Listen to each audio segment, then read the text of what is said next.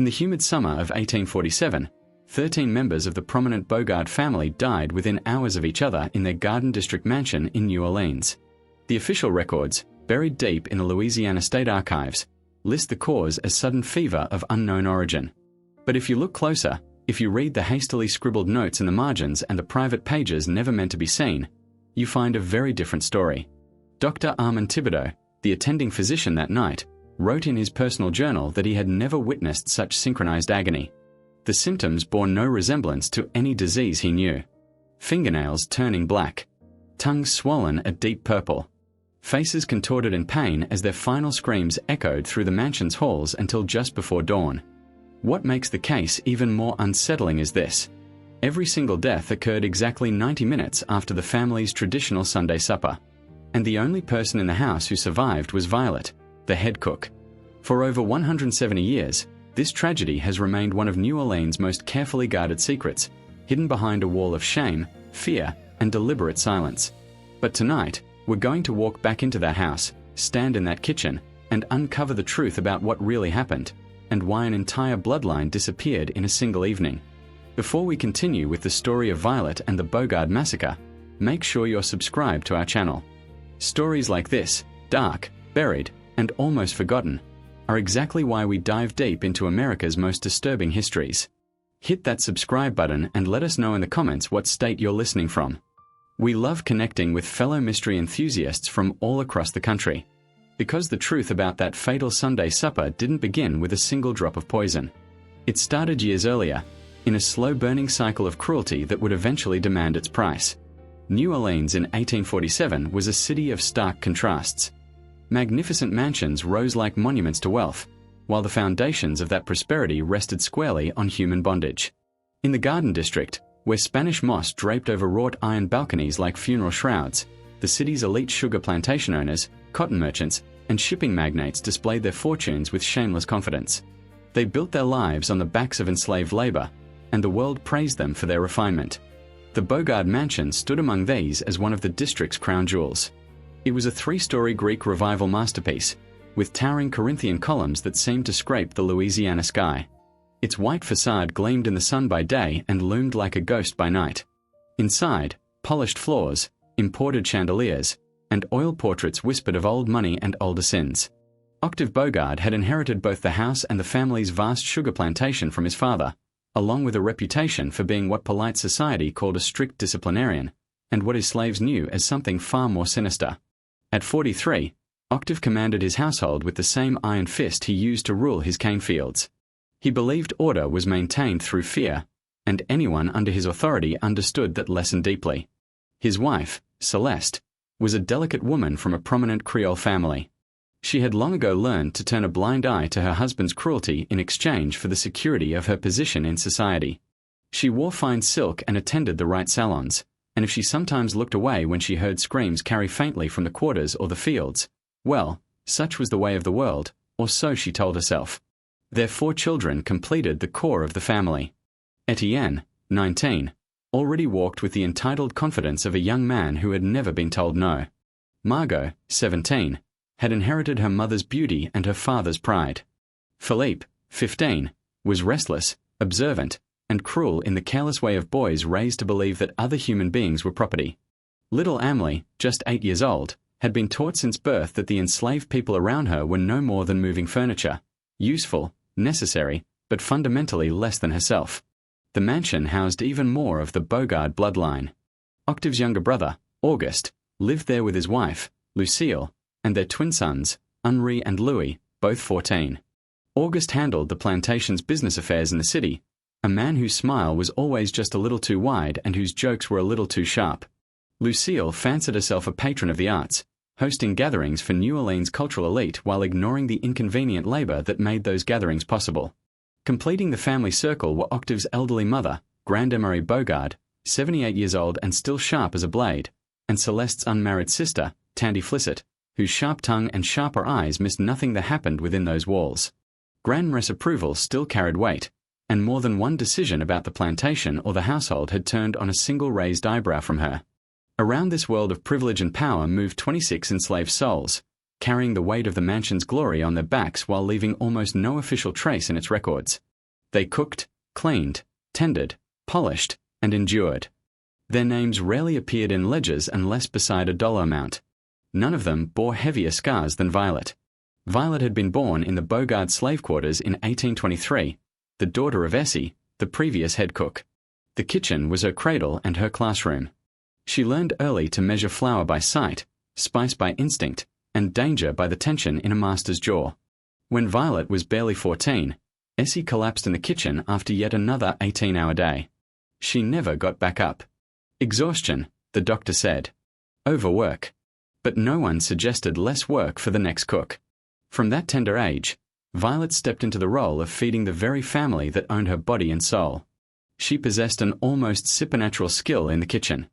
Her hands seemed to know exactly how much spice to add, how long to let a roux darken, which herbs would bring out the soul of a simple fish or a rough cut of meat. The Bogard Sunday suppers became the envy of New Orleans society, and Violet's name, though rarely spoken aloud at the table, was whispered in kitchens all across the city. Her talent came with a cruel irony. Violet was forbidden to taste the food she prepared. Not a single spoonful, not one crumb, ever passed her lips before a dish left the kitchen. Octave claimed it was to prevent thieving and to ensure that everything reached the table untouched. Violet learned to judge textures by sight alone, to know when a sauce was ready by the way it clung to the spoon, to judge sweetness and salt by smell and intuition. Her mastery became a legend that she herself never got to truly experience. Octave took special pleasure in reminding her of this. "You create food fit for kings," he would say with a smug smile, "and yet you'll eat scraps for the rest of your life." He liked to watch her expression as he described her dishes at the table, how the custard melted, how the spices danced on his tongue, while she stood silently in the corner, stomach empty, eyes downcast. Her world outside the kitchen was little more than a narrow, windowless room in the servants' quarters. A straw mattress, a second dress, and a small wooden cross that had belonged to her mother were all she had to call her own. She worked 18 hours a day, rising before dawn to prepare breakfast and collapsing long after midnight, when every plate had been scrubbed and the fire banked low. The other enslaved people in the household looked at Violet with a mixture of respect and pity. They respected her skill and the small protections her position sometimes afforded. She was rarely whipped, never sent to the fields, and occasionally received a cast-off dress from the ladies of the house. But they pitied her isolation. Her long hours left little time for friendship, laughter, or the small fragments of joy that made life bearable in chains. Among the staff was Samuel, the stablemaster's son, 28 years old and strong from years of handling horses. He moved with quiet confidence and spoke softly, his eyes watchful and wary. Despite the danger, Violet found herself drawn to him. Their relationship began with stolen glances in the courtyard and brief exchanges in the dim light of the kitchen after midnight. Those moments, small as they were, became her only refuge from the endless heat and pressure of the kitchen. Samuel sometimes spoke of freedom. Not loudly, not foolishly, but with a kind of aching hope. He imagined somehow purchasing their liberty, saving enough money through odd jobs and careful hoarding to escape to the free territories or even to Canada. But on a plantation where a strong field hand might earn his master $50 a year in profit, the idea of buying one's own body was almost absurd. Still, Samuel dreamed, and Violet listened, and somewhere in the space between them, a fragile hope took root. There was old Moses, the butler, who had served the Bogards for over 40 years. His back had bent over time, and grey streaked his hair, but his mind was sharp. He knew the rhythms of the house better than anyone. He appeared with wine just before it was requested. He vanished from rooms just before ugly truths were spoken aloud. To the family, his loyalty was legendary. To those who watched his eyes when his back was turned, there was a different story, one told in the cold fire that still burned there. Young Lily, barely 16, served as lady's maid to Celeste and her daughters. She had a beauty that drew attention she did not want, especially from the men of the house.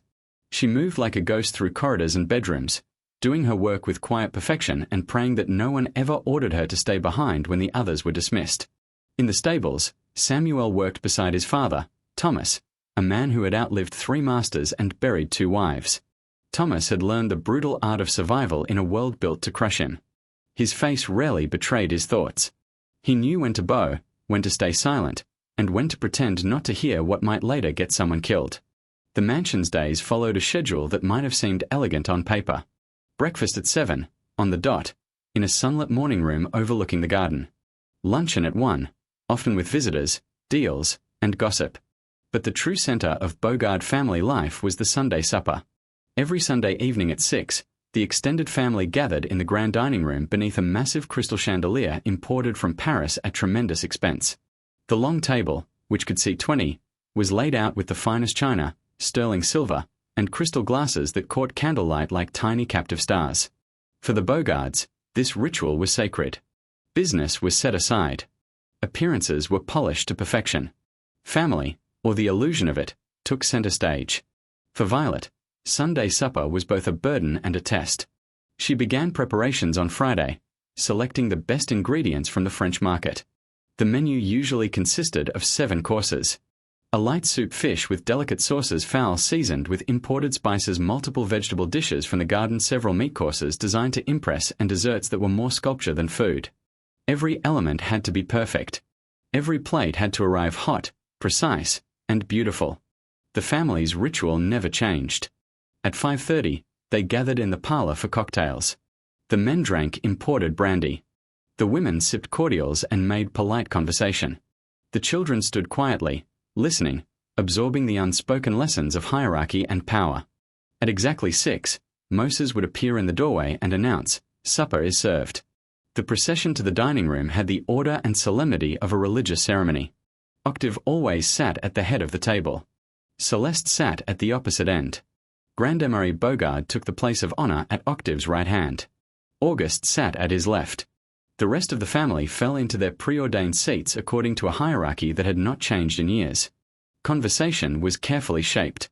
Disagreements were smoothed over. Appearances were maintained like a perfectly ironed tablecloth. But beneath all that polished mahogany and sparkling crystal, something simmered. The spring of 1847 had been hard on the Bogards. Flooding had ruined much of their sugar crop the year before, and creditors had begun to apply pressure. Letters arrived more frequently. Visits became more urgent. Octave sold a few pieces of land quietly. He spoke in low tones with Auguste behind closed doors. He considered what had once been unthinkable: selling some of his slaves to raise cash. These financial troubles did not make him more gentle. They sharpened him. His temper, never mild, became explosive and unpredictable. The enslaved people on the plantation learned to read the signs. The way his jaw clenched when he read his ledgers. The brittle politeness in his voice when he spoke to visitors. The way his eyes grew colder when some new cruelty was forming in his mind. It was during this period of rising tension that Violet's relationship with Samuel deepened into something impossible to dismiss or hide. It was also during this time that the event occurred which would set everything else in motion. The catalyst came on a sweltering Thursday afternoon in late June, when the air in New Orleans felt thick enough to drink. Violet stood in the kitchen, arranging delicate canapes for a dinner party the Bogards were hosting for visiting Charleston plantation owners. The oven exhaled waves of heat. Sweat trickled down her back. The clatter of pots and the murmur of distant voices formed their usual background noise. Then she heard it. Samuel's voice, raised in distress, cutting across the courtyard like a cracked bell. Violet froze. The knife slipped from her fingers and clattered against the cutting board. She rushed to the small kitchen window and looked out into the harsh sunlight. Samuel was on his knees in the dusty courtyard, his shirt torn open, his back streaked with blood. Octave stood over him, whip in hand, face twisted with rage. Each strike sent droplets of blood arcing through the air. "You dare look at my daughter with those eyes?" Octave shouted. His voice carried clearly through the heavy air. "You forget your place, boy." Violet's blood turned to ice. She knew instantly what must have happened. Margot had been visiting the stables more often lately, claiming she loved the horses. Violet had noticed the way the girl's cheeks flushed when Samuel was around. She had seen, too, the discomfort in Samuel's eyes, the way he tried to avoid being alone with any white woman in the household. He knew the danger. They all did. But in the twisted logic of plantation life, a slave's attempt to avoid unwanted attention could be twisted into presumption. And presumption could be punished with death. "Please, Master Bogard," Samuel gasped between blows. I would never, silence." The whip came down again, cracking through the air, leaving another bloody stripe on his back. "Your silence is guilt enough." What happened next sealed all of their fates. As Octave raised his arm for another strike, Violet could not stand still any longer. Something inside her broke loose. She burst through the kitchen door, the heat slamming into her like a wall, and threw herself between the whip and Samuel's mangled back. "Please, Master Octave," she cried, breathless. "Samuel done nothing wrong. He's a good man. He works hard." Her words died as Octave's gaze snapped to her. The rage on his face cooled into something far more dangerous. His expression shifted from raw fury to a cold, precise malice that made the courtyard feel suddenly colder. The other slaves melted back against the walls, into the shadows, as if the very air had become lethal. "So," Octave said softly, his voice dropping to a whisper that somehow made everyone lean closer. "The cook thinks she can tell me how to discipline my property." Violet's knees trembled, but she did not move away from Samuel. "No, Master. You just what?" He stepped closer, close enough that she could smell the brandy on his breath and see the fine red capillaries breaking beneath the skin of his cheeks. "You just think you can interfere with your betters? You think because you can cook a decent meal, you have the right to question my judgment?" The courtyard fell silent except for the buzzing of insects and the ragged sound of Samuel's breathing. Somewhere in the garden, a mockingbird sang, oblivious. Violet knew she had crossed a line she could never uncross. Yet she stayed where she was.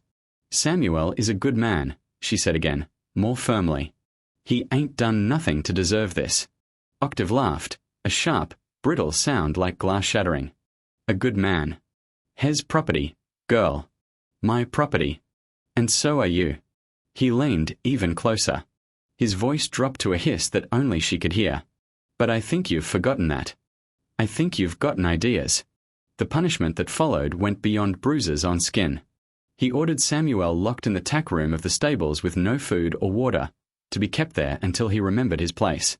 His tone made it clear that if Samuel died in that dark space, it would trouble him about as much as losing a buggy horse. For Violet, he crafted something more delicate, more prolonged, more personal. From that day forward, he announced, Violet would continue to prepare all the family's meals as usual, but she would not eat at all until every member of the family declared themselves satisfied with her work.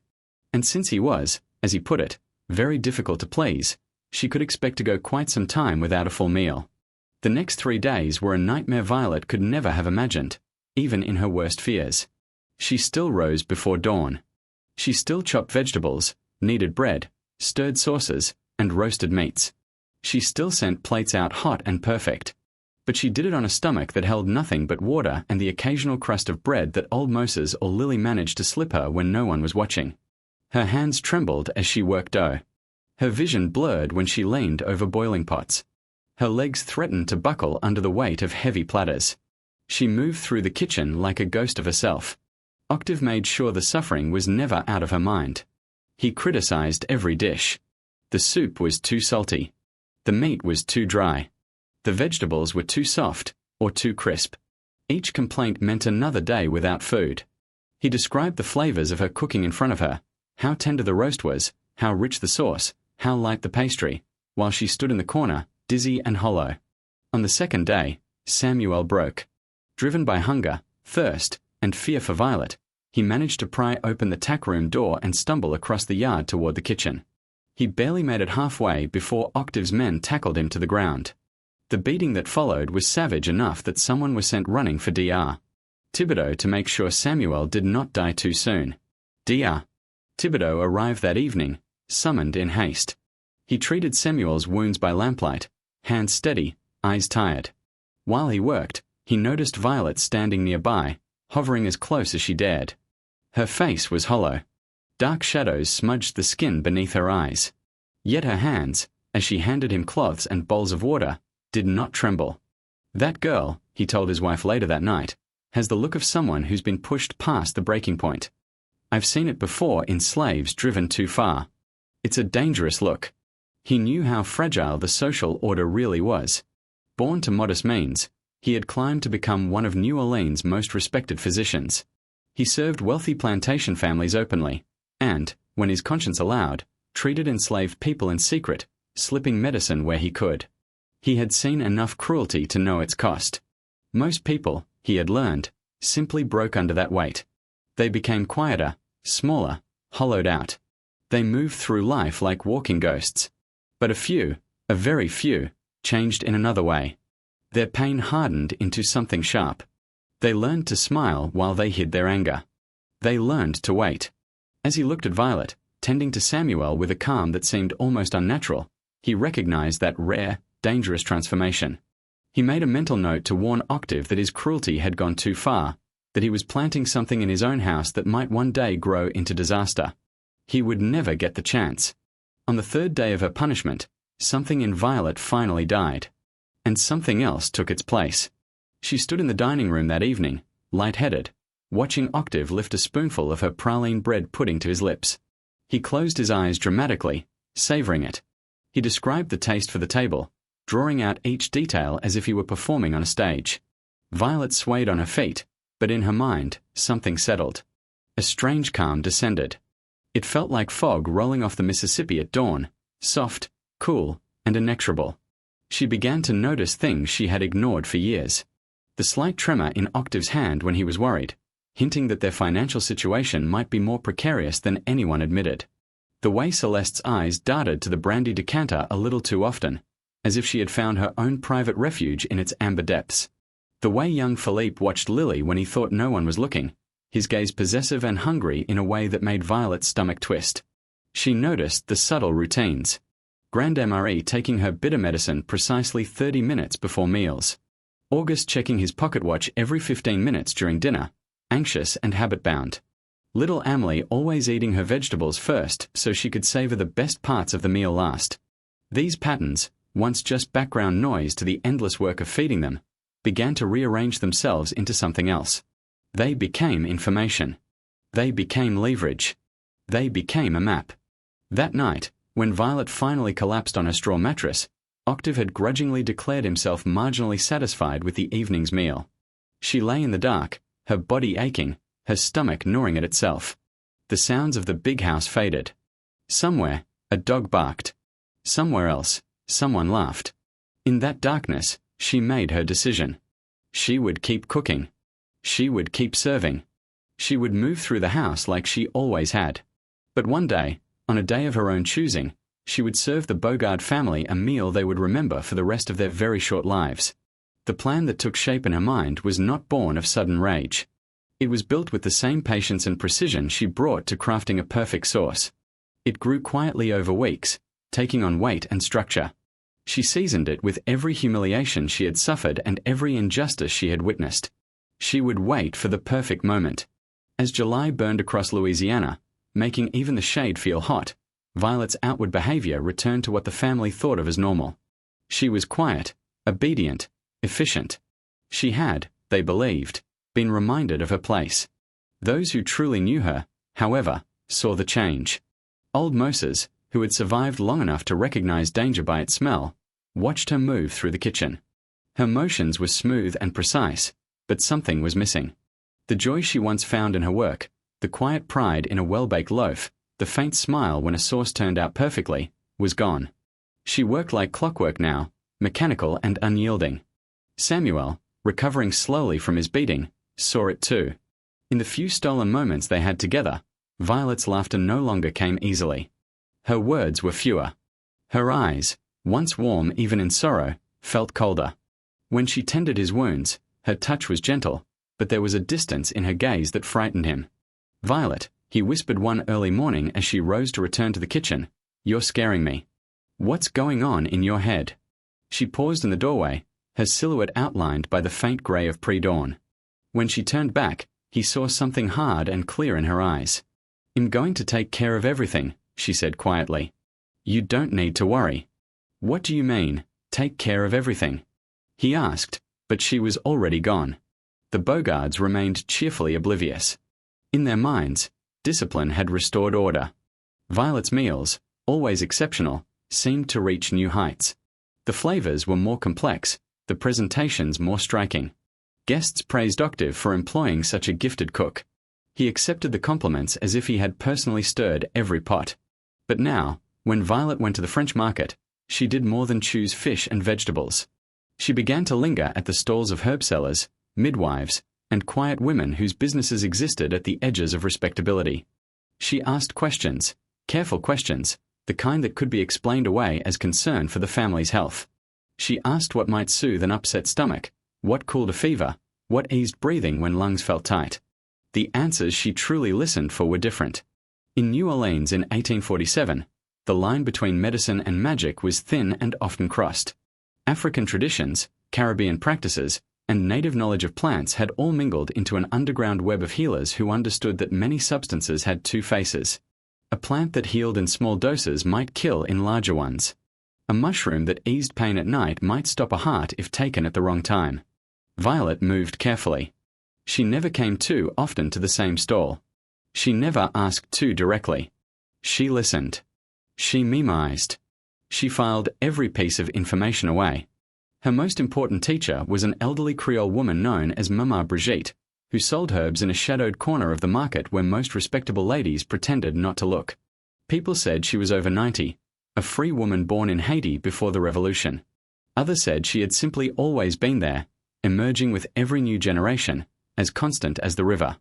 Mama Brigitte did not ask Violet why a kitchen slave wanted to know how long it took certain roots to make a man sick, or how much of a particular leaf a body could endure before failing. Maybe she recognized the desperation in Violet's eyes. Maybe she remembered too many stories of too many girls who had been pushed too far. "This root," she said one day, holding up a twisted piece of bark, "good for stomach when you use little. Too much, and it turns stomach the other way. Hurt bad, quick, like lightning." Another day, she said, "This one make the heart beat funny. Little bit, person feel anxious. More, they feel like they can't breathe. Too much," she shrugged. "They don't feel nothing no more." Violet absorbed every word. She learned which herbs caused cramps, which ones attacked the liver, which mushrooms produced tremors, confusion, hallucinations, which combinations mimicked fever, or apoplexy, or stroke. Most important of all, she learned about time. How long after swallowing did the body begin to react? How fast did different organs respond? How did weight, age, and health change the process? Mama Brigitte taught her to think like a clockmaker, counting minutes, anticipating peaks, fitting one effect into another like the teeth of gears. Violet began small. She added an almost imperceptible pinch of this or that to an individual serving, watching quietly as a family member later complained of mild discomfort. August might belch and say the fish disagreed with him. Celeste might dab her forehead and chalk her nausea up to the heat. Philippe might look pale and slip away from the table earlier than usual. Each reaction told Violet something. Who was more sensitive? Who seemed sturdier? Who always requested second portions? To everyone else, these small troubles were just part of life in a hot, humid city. To Violet, they were test results. Her world narrowed. She spoke less to Lily. She had fewer quiet talks with Moses. Even Thomas, whose instincts were as sharp as any hunter's, began to avoid being alone with her. She reminded him of a chained animal that had stopped pacing and simply waited. The only person who still pushed against her silence was Samuel. "You're changing," he told her one night in August as they sat in the small garden behind the quarters, sharing what little coolness the night air offered. "You're becoming someone I don't know. Someone I ain't sure I want to know." Violet looked up at the faint stars, barely visible through the haze. For a moment, her mask slipped. He saw raw pain there, and something deeper, something old and sharp. "They took everything from me," she said softly. "My mama. My childhood. My freedom. And when I finally had something that belonged to me, when I had you, they took that too. They beat you like you were nothing. They starved me and made it a game. That don't mean you have to become like them," Samuel said. "Their cruelty don't have to turn you into them." "In not becoming like them," Violet replied. The calm in her voice chilled him more than any anger ever could. "They destroy because it pleases them. I'm going to destroy because it's necessary." "What are you planning?" Samuel pressed. "What are you going to do?" She looked at him a long time. When she finally spoke, there was a terrible peace in her voice. "I'm going to serve them exactly what they deserve. Nothing more. Nothing less." As summer faded slowly toward fall, Violet's preparations moved into their final stage. She had identified the tools she needed. She had tested them. She had studied the family down to the smallest detail of their habits. Now, all she needed was the right occasion. It arrived, as such things often do, wrapped in celebration. In late September, Octave announced that the plantation's sugar harvest had been better than expected. Against all odds, the year had been saved. Debts had been paid. Creditors had been satisfied. Bogard sugar would continue to flow into the markets of New Orleans and beyond. The threat that had loomed over the family for months seemed to evaporate overnight. To mark his triumph, Octave declared that the upcoming Sunday supper would be a grand affair, the finest the city had seen in years. He sent out invitations to the most powerful and respected men in New Orleans, men who had always considered his home one of their favorite places to dine. Judge Honor Dufresne and his wife, banker Duard Blanchard and his fashionable daughter, Celestine, the influential merchant Alex Boudreau, the Reverend Father Antoine Marini, who would bless the meal. Dr. Armand Thibodeau, invited both as friend and as a symbol of the family status. Even the mayor, Augustus Chouteau, accepted, pleased to be associated with such a glittering event. 23 guests in all, plus the 13 members of the Bogard family themselves. For Violet, this announcement was like the final piece of a puzzle falling into place. A great Sunday supper, attended by the family and the brightest names in New Orleans society, all under one roof, all eating the same food, all trusting the same kitchen. That was the stage she had been waiting for. To make the evening even more perfect for her purposes, Octave issued another decree. Because of the importance of the occasion, all the house slaves were to remain in the mansion throughout the evening, ready to respond instantly to any need. No one was to be out in the yard. No one in the quarters. Everyone would be close at hand. Everyone who had witnessed or participated in her humiliation would be there when it ended. The days leading up to the supper passed in a blur of preparation. Violet poured herself into the work with an intensity that even the other servants found unsettling. She spent hours at the French market searching for the finest vegetables, the most delicate fish, the freshest herbs. She rejected anything less than perfect. The menu she designed was a masterpiece of Creole cuisine, a culmination of everything she had learned in the kitchen. It was also the perfect delivery system for what she intended to do. The first course would be a delicate turtle soup, rich and fragrant, seasoned to stimulate appetite and open the senses. Then pompano with an elaborate sauce, the kind of dish people would remember. Next, squab stuffed with a family recipe of rice, vegetables, and herbs, modified, quietly, in ways our ancestors would never have dreamed. There would be beef and pork, prepared in contrasting styles, with vegetables from the garden and bread baked to perfection. And for dessert, her famous praline bread pudding with custard sauce. The dish New Orleans had whispered about. The dish the Bogards demanded at every important event. The dish that had earned Violet a reputation as one of the finest cooks in the city, though no one outside this house could ever say her name at table. She planned to make that final course her signature in a very different way.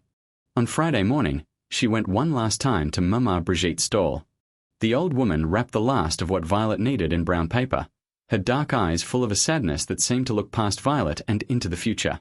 "You sure about this road, child?" she asked quietly. "Once you set your feet on it, there ain't no turning back." Violet did not look away. "I'm already too far down to go back," she said. They made sure of that. Mama Brigitte nodded slowly and pressed the package into her hands. "Then may God have mercy on all your souls," she whispered, "because you ain't going to find it nowhere else." On Sunday, October 3rd, 1847, New Orleans woke to a clear, cool morning. After months of suffocating heat, the change in the air felt like a blessing. In the garden district, servants flung open shutters and let fresh air roll through rooms that had felt like ovens all summer long. At the Bogard mansion, the day began before dawn. Violet rose in the dark, as she always did. She dressed in her clean white apron and head wrap, paused for a heartbeat before the broken mirror that reflected her face in jagged fragments, and studied herself. The woman staring back at her was thinner now, cheekbones sharper, eyes ringed in shadows. Yet behind the tiredness, there was a terrible calm. She lifted the small wooden cross that had been her mother's, touched it to her lips, and then set it gently back on the rough wooden shelf. Then she went to the kitchen to begin the most important work of her life. The next hours were a symphony of noise and heat and motion. Knives chopped. Pots hissed. Fires roared. Violet directed the work with the precision of a general. But unlike other grand suppers, where she had relied heavily on assistants for large tasks, today she kept certain duties entirely to herself. She prepared the sauces alone. She mixed the stuffing for the squab herself. She guarded the desserts like a dragon over a hoard. When others drifted too close to her work table, she found reasons to move them away. Moses noticed. So did Lily. Girls got ears like a cat today. Moses muttered to Lily as they polished silver in the pantry. She knows where everybody is in this house, every minute. Lily shivered. She's been different ever since Master punished her and Samuel, she whispered. Sometimes I look at her and it's like she ain't really here. Just what's left of her. As the morning turned to afternoon, the mansion shifted into its formal mode. Servants arranged fresh flowers in cut-glass vases. The long dining table was laid out with white Irish linen, Limoges china, and silver polished until it swallowed and reflected the light. Candles were placed in tall holders, ready to be lit. The Bogards prepared themselves as well. Celeste spent hours with Lily, having her hair arranged just so. Grande Marie insisted on wearing her finest black silk and the emeralds that had passed through generations. The men gathered in Octave's study, tasting the imported brandy that would follow dinner, smoking, and congratulating themselves on the harvest. One by one, the guests arrived. Carriages rolled up to the front steps. Voices filled the parlor. Judge Dufresne and his wife. Banker Blanchard and Celestine. Merchant Boudreau with his booming laugh. Father Marini in his simple black garments, cross-glinting in the light. Dr. Thibodeau, carrying his medical bag more out of habit than expectation.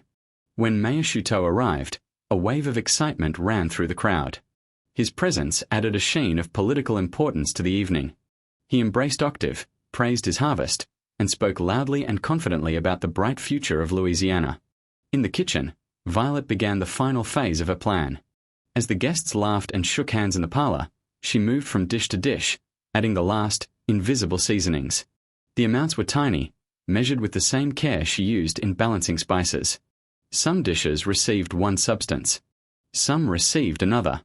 Some were untouched, meant for servants later, or simply to dilute suspicion if anyone ever looked too closely. She worked quickly and precisely, aware of every footstep in the hallway, every change in the murmur of voices. The substances she used would not kill outright on contact. They would slip through bodies silently at first, building in strength as each course added its own note to the gathering storm. At 6 o'clock sharp, Moses stepped into the parlor doorway and bowed. "Ladies and gentlemen," he announced, "supper is served." The procession to the dining room followed tradition. Octave led Mayor Chouteau at his side. Celeste walked with Judge Dufresne. Grande Marie leaned on Etienne's arm. The others followed, arranged according to social rank and family importance. The dining room, glowing with candlelight, looked like a painting. The chandelier cast soft gold over the table. Crystal glasses sparkled. Silver gleamed. The rich aromas of Violet's cooking filled the air, making stomachs growl and mouths water. Violet watched from the kitchen doorway, unseen, as they took their seats. She had spent years making these nights possible. Tonight, for the first time, she felt no pride. Only a grim, terrible satisfaction. The turtle soup arrived first, steaming gently in delicate bowls. Conversation hushed for a moment as spoons dipped and lifted. The praise came quickly. A masterpiece, Judge Dufresne declared. Superior to anything in Paris, Banker Blanchard announced, dabbing his lips with a napkin. Even Grande Marie nodded her approval, which for her was high praise indeed. No one noticed the new ingredient that didn't come from any cookbook. The pompano followed, its sauce silky and complex. Mayor Chouteau declared it food for the gods. He asked, loudly, for the recipe. Octave laughed and promised to consult with his cook, as if he did Violet a favor by allowing her food to be appreciated. As course followed course, the atmosphere grew more relaxed. Wine flowed freely. Conversation became louder, merrier. Someone joked about the mayor's belly. Someone else told a story about a storm on the river. The room was filled with laughter and the clink of glass and cutlery. From the doorway, Violet watched everything. The way Auguste's usual hearty appetite faltered slightly. The faint lines of discomfort beginning at the corners of Celeste's eyes as she pressed a hand lightly to her stomach. The flush in Philippe's cheeks that couldn't be fully explained by heat or excitement. To anyone else, these were nothing. To Violet, they were the first faint ripples of the wave she had set in motion. When the meat courses arrived, the admiration reached another peak. The beef was perfectly tender. The The pork was rich and deeply flavored, accompanied by vegetables roasted just enough to caramelize their edges. Dr. Thibodeau, trained by years of watching bodies go wrong, began to see something that made him uneasy. Grande Marie seemed to be swallowing with difficulty. Young Henri sweated more than the warm evening warranted. Banker Blanchard's usual animated talk began to lag, his words coming more slowly. He made a mental note to mention to Octave that he might be overfeeding his guests, that such heavy meals in the heat could tax even the strongest constitution. But before he could act on that thought, the dessert arrived. The bread pudding. It came to the table still warm, the custard sauce poured over it in a golden stream. The smell of caramel and spice drifted through the room, wrapping itself around every guest. The reaction was immediate. Mayor Chouteau closed his eyes and nearly moaned. "If I die tonight," he joked, "let it be at this table with another bite of this pudding in my mouth." Judge Dufresne insisted Violet should be serving royalty. Banker Blanchard joked about kidnapping her for his own kitchen. Octave lifted his glass and stood. "To the finest cook in all of Louisiana," he proclaimed, "whose talents have made this evening a triumph that will be remembered for years to come." The irony of his words hung in the air like smoke. As the plates were cleared, the mood was one of deep satisfaction. People leaned back, hands resting on full stomachs, faces flushed with wine and warmth and pleasure. Then, almost imperceptibly at first, something changed. Auguste faltered mid-sentence. His hand moved to his throat. A look of confusion, then pain, passed over his face. "I feel," he began, but the rest of the sentence seemed to get stuck somewhere between his chest and his mouth. Celeste's silk fan slipped from her fingers. Her hands began to tremble. The color drained from her face until it resembled parchment. Dr. Thibodeau pushed his chair back, his medical instincts roaring to life. "Something's wrong," he said, already rising. "Is everyone?" His own stomach lurched before he could finish the sentence. A hot, twisting pain flared through him, unlike any indigestion he had ever felt. Around the table, discomfort turned to distress. Distress turned to agony. Grande Marie Bogard was the first to collapse. Her body, old and already burdened by time, could not withstand the assault. She slid from her chair to the floor, dragging a crystal glass with her. It shattered, scattering glass like shards of ice across the polished wood. Little Amelie clutched at her chest, then her belly, then her throat. Her white organdy dress stained with sweat and other fluids as her body convulsed. She cried for her mother, each plea weaker than the last. Mayor Chouteau tried to stand but fell to his knees. He began to crawl toward the door, leaving a trail behind him as his body tried desperately to rid itself of what was killing him. Dr. Thibodeau, even as his own vision blurred and his hands shook, tried to attend to those closest to him. But everywhere he looked, someone was choking, vomiting, gasping, or collapsing. It was chaos, ordered, precise, synchronized chaos. "Get help," he gasped to Moses, who stood frozen near the door, eyes wide with horror. Send. He never finished the sentence. Another wave of pain hit, and his knees buckled. In the kitchen, Violet stood perfectly still. She could not see everything that was happening, but she didn't need to. The sounds told the story. Chairs scraping, glass shattering, bodies hitting the floor, cries of pain turning to screams, then to hoarse, wordless sounds. Tears rolled down her cheeks, but her face remained strangely calm. Samuel found her there, standing like a statue in the middle of her kingdom of scarred wood and iron pots. He had tried to stay away that evening, as Shed begged him, but he couldn't. Love, or fear, or something in between had pulled him back. Now he stopped in the doorway, listening, his heart pounding. "What have you done?" He whispered. She turned to him. For the first time in weeks, he saw a glimmer of the woman he had loved. But it was only a glimmer. She had been burned down to something simpler, harder. "I served them exactly what they deserved," she said quietly. Nothing more. Nothing less. By midnight, the mansion was almost silent. The laughter that had filled it hours earlier had been replaced by the low murmur of frightened prayers spoken by surviving slaves in hidden corners, and by the scratch of Dr. Thibodeau's pen as he did his duty. Against all odds, he lived. Later, he would wonder why. Perhaps his habit of eating modestly had saved him. Perhaps years of exposure to medicines had given his body some resistance. Perhaps fate simply decided he would be the one left to remember. The 13 Bogards were dead. Several guests, too. Others lay delirious, hovering at the edge of life. Eventually, word spread. Doctors came. Authorities arrived. But the moment to see clearly what had happened passed with the first rush of panic and the last fading screams. The official record called it sudden fever. Dr. Thibodeau wrote the words with his own hand. He knew they were untrue. He had seen the pattern, felt the timing, sensed the careful structure beneath the apparent chaos. But he also knew the limits of the time. There were no tools, no tests that could have identified the substances Violet had used, especially in the amount she had employed. The herbs themselves were all natural and common. An honest statement of suspicion would not bring anyone back. It would only explode through New Orleans society like a bomb, destroy reputations, ignite panic, maybe spark violence against people who had nothing to do with that dining room. So he lied in public, and he told the truth in private, in a journal he never meant anyone outside his family to read. In the weeks that followed, the Bogard world crumbled. With the entire owning family gone, the plantation passed into the hands of creditors. The house in the Garden District stood empty, curtains drawn. Eventually, both house and plantation were sold at auction. They changed hands several times, passed from one stranger to another, none of whom cared about Violet, or Samuel, or the people whose lives had been measured in bruises and broken bones. The enslaved people of the Bogard estate were listed, valued, and sold. Moses, Lily, Thomas, Samuel, and the others. Families were torn apart with the careless efficiency of people rearranging furniture. Children were separated from parents.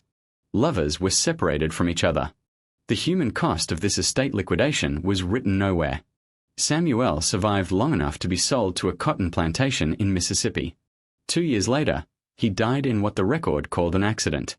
Those who had known him on the Bogard place said he never recovered from what he'd seen that night.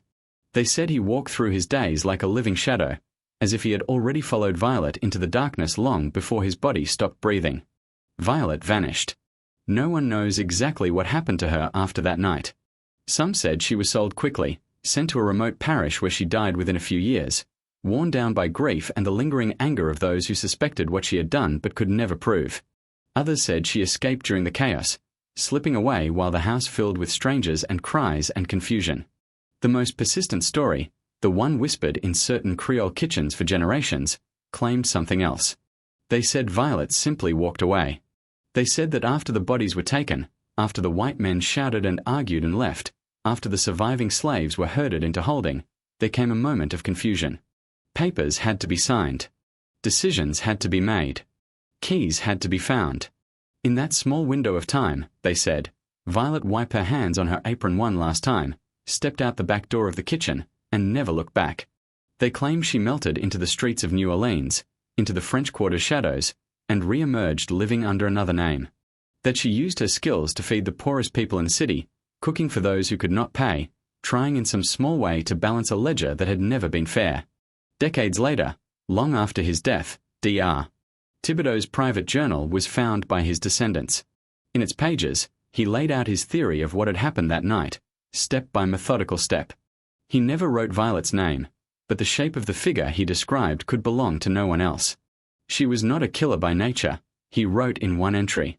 She was a woman driven to become something she had never wished to be by circumstances that would have broken most souls long before they drove her to action.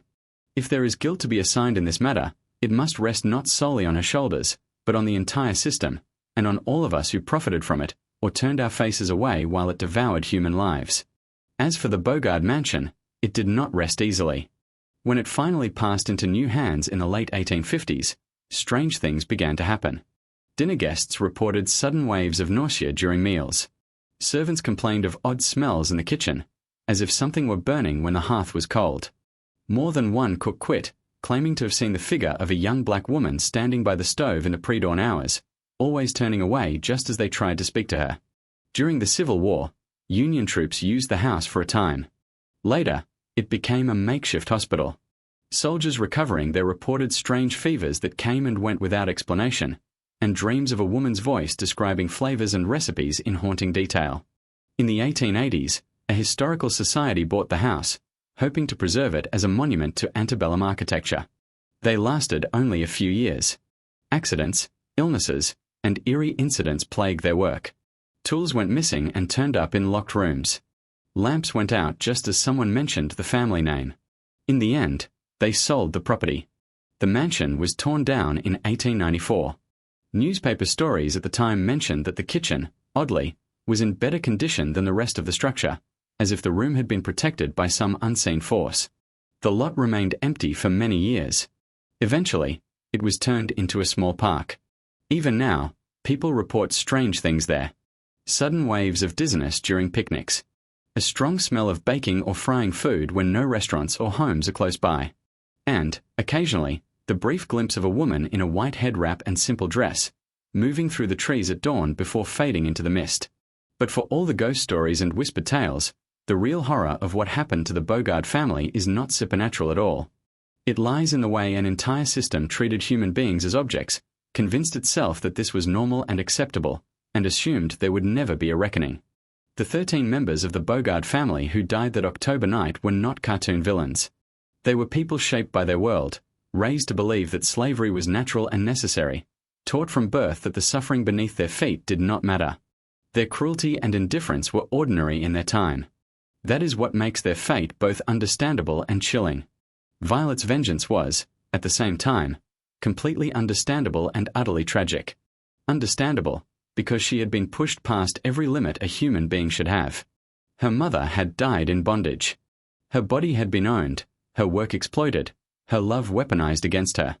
She had been punished with hunger while forced to feed those who laughed at her pain. In that context, her decision to strike back does not come from nowhere.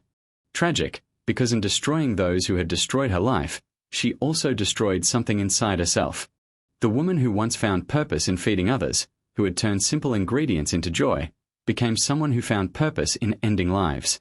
She used the very gift that made her extraordinary, her ability to nourish, to design a perfect instrument of death.